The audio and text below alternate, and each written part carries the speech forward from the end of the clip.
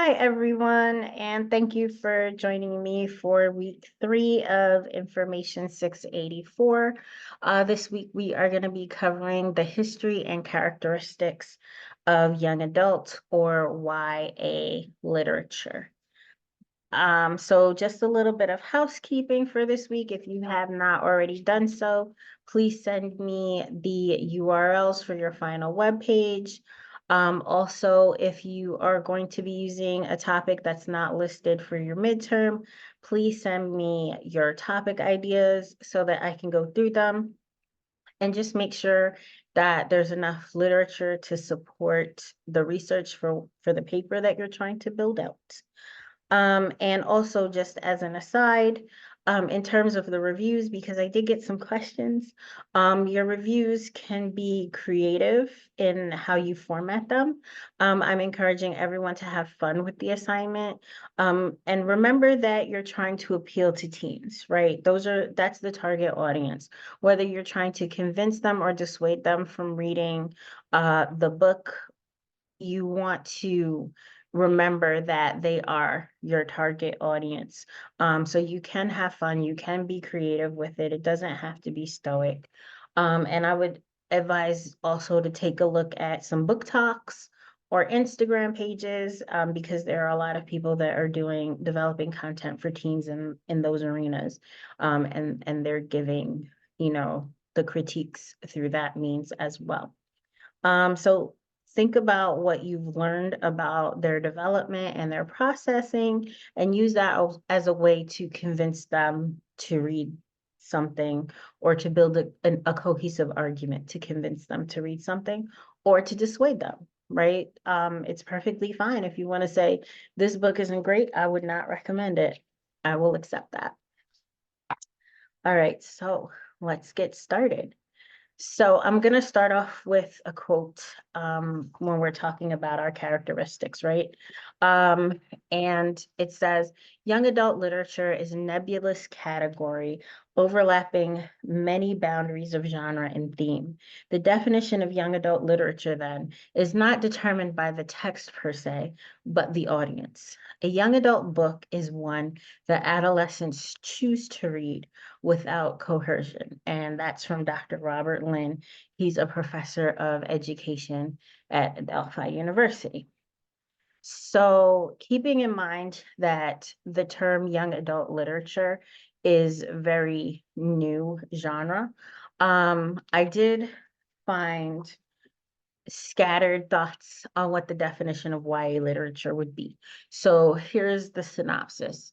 Young adult literature is defined as a literary genre of writing whose intent is to appeal to individuals ages 12 through 18. And I say the intent because, as we know, there are many adults who read YA literature, and there are also many younger adolescents who read YA literature as well because it is appealing to them. All right, so YA literature did not become a recognized genre until the mid-20th century. And YALSA first used the term as a classification of literature in the 1960s, meaning YA literature as a genre is young, no pun intended. Thought that was funny. Okay. So when we're talking about looking at our characteristics in terms of YA literature versus J literature, which means juvenile literature, or YA literature versus adult literature, I want everyone to keep in mind that these comparisons are not absolutes. And when you're dealing with literature, you always find exceptions because writers are creative and they work really hard to try to differentiate themselves and push the boundaries in their writing. So these are not absolutes, but guidelines, we'll say. So I have outlined the major differences between YA literature, juvenile literature, and adult literature. YA literature presents more complex themes and complicated emotions than what you will find in juvenile literature. YA literature may discuss social issues such as sexual identity, body image, emotional independence, and or the role of the teen in the community. In terms of adult literature, the author may allocate a lot of time and content to establish a history or a background of the protagonist, and this is usually not the case for YA Lit. There may be flashes of the future or the past presented through reflection, but you're not going to see a lot of the content allocated directly to that. Also, in YA literature, the protagonist is not fully concerned with their future, while in adult literature, the future may be a focal point of concern. Bottom line, teens think, communicate, and experience life differently from both adults and children, so their literature has to be different.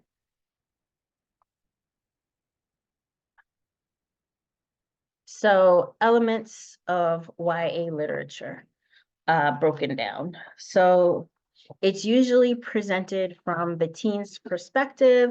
The protagonist is usually within the ages of 12 to 18, and it's usually in the first person, but sometimes in the third person and very close third person. The protagonist usually grapples with issues such as developing their own identity, overcoming challenges with their family, friends, romantic love interests. And as we've learned from our materials last week when we were talking about the development of adolescence, these are all issues that adolescents are currently dealing with themselves. And this makes the characters very much relatable. Also, adults are in the background, right? They contribute to the plot, but they're not at the foreground of the story.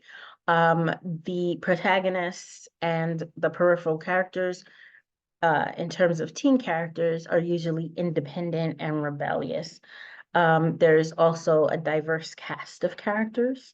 And especially if we're talking about the 20th and the 21st centuries, we see characters that are people of color, differently abled individuals, diverse sexualities and sexual preferences, right?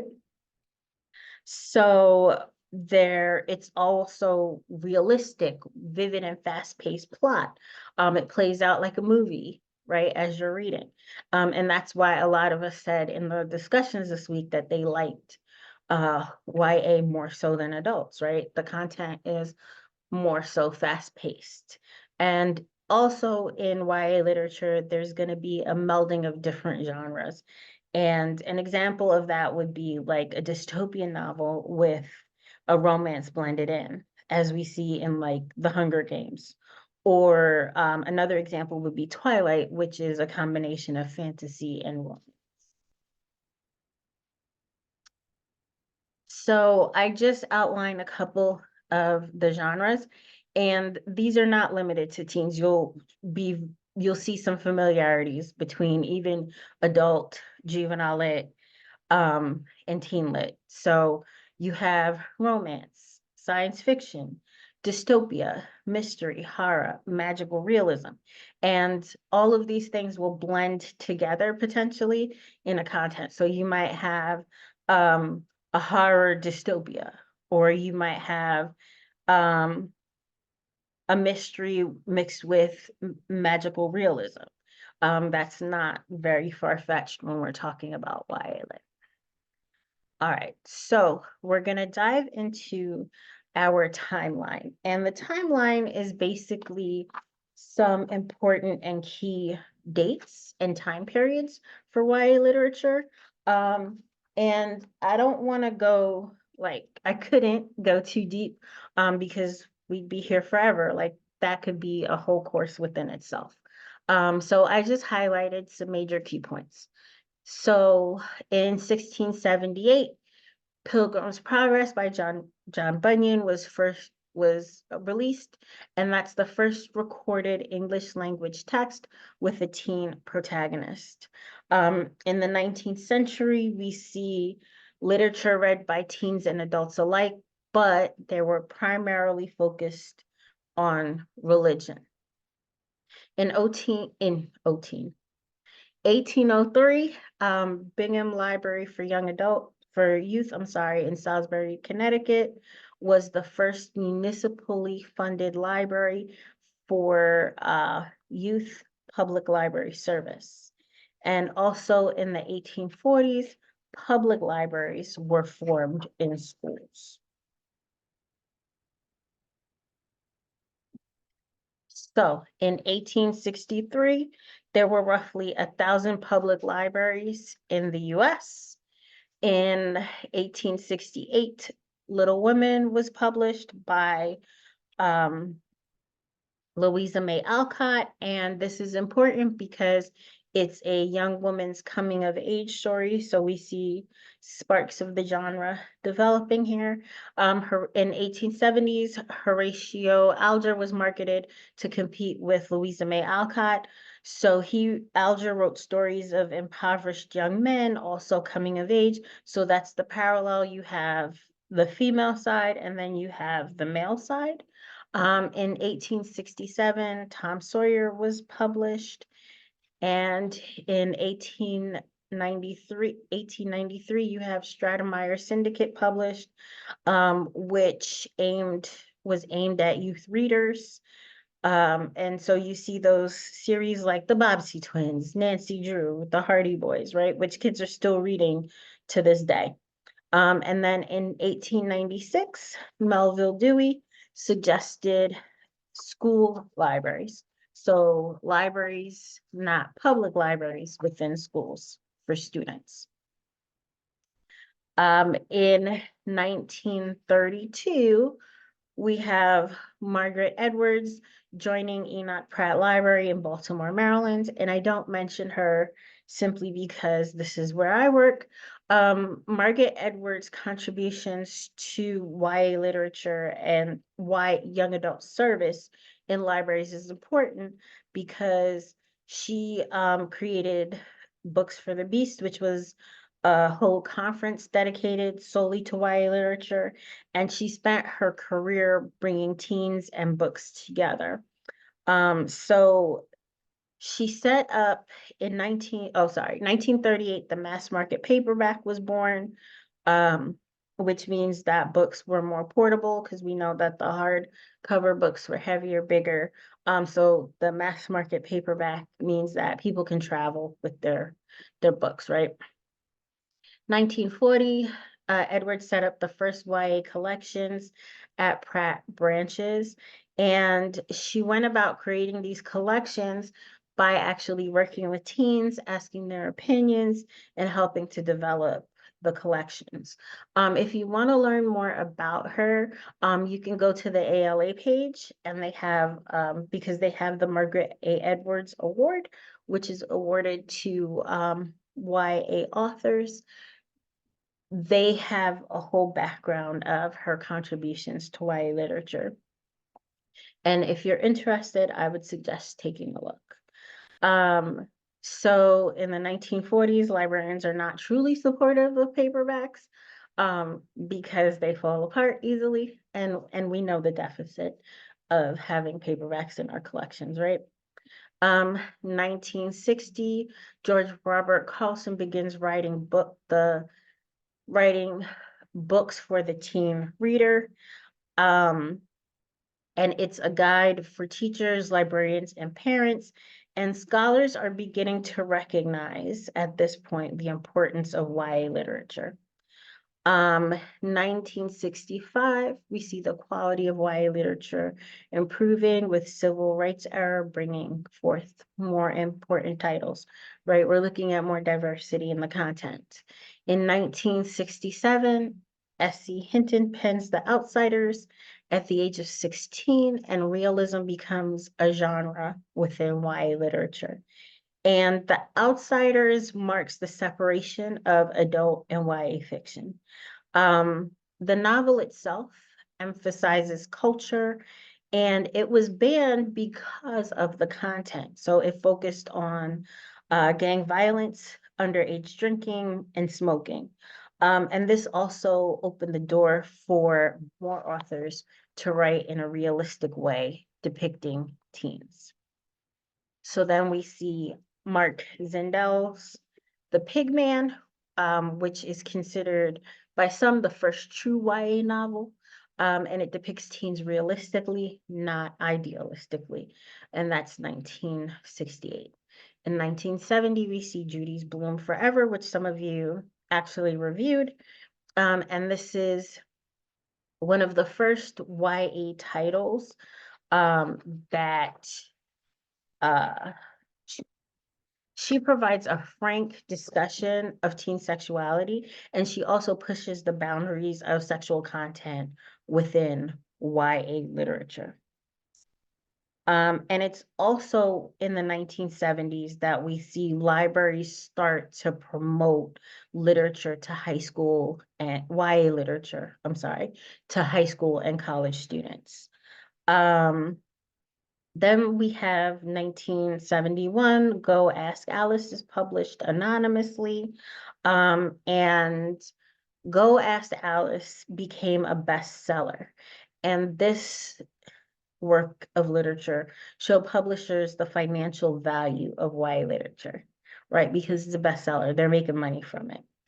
In the 1980s, we also see an increased interest in fantasy, multicultural literature, and poetry, and it sparks novels depicting the lives of minority teens. So we have Annie on My Mind in 1982, House on Mango Street, very good book, 1984, and Fallen Angels in 1988.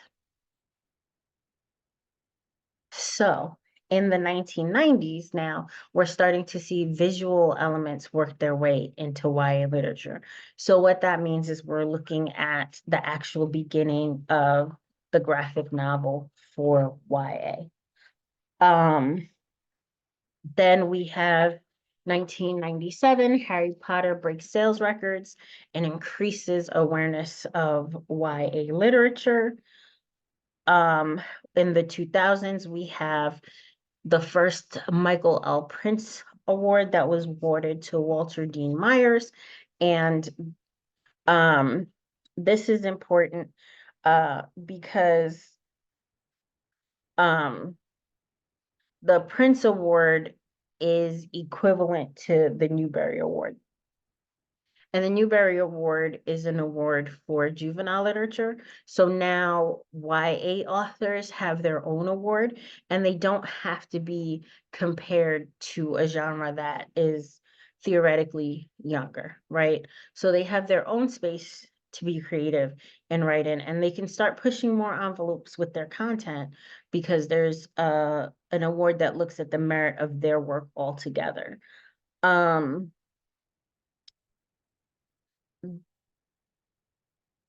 And okay, so we also see authors trying to mirror the interconnectivity and interactivity of the digital world, because we're beginning to start seeing like gaming coming into play, right? And so they're creating multi-layered stories. And an example of this would be Holes by Lois Sackar. Um, in the early 2000s, we also see a boom in YA fiction because of movie adaptations of books such as The Hunger Games and Divergent. And today, right, what are we seeing today? Why readers of YA fiction are generally ages 14 and up, with an average protagonist at the age of 16 and up. And so what's also happening is there is an emergence of a new genre called middle grade fiction, which is meant for readers in the 8 to 12 range. But that means that there's a gap for those in the 13 to 15 range. So it's going to be really interesting to see how juvenile literature and YA literature deal with that age gap in the center, and see how the literature continues to evolve and what new ways authors are shaping this genre. So that concludes the discussion for this week. Please reach out to me again if you have any questions. I am looking at the discussion board, so you can definitely post stuff for me there.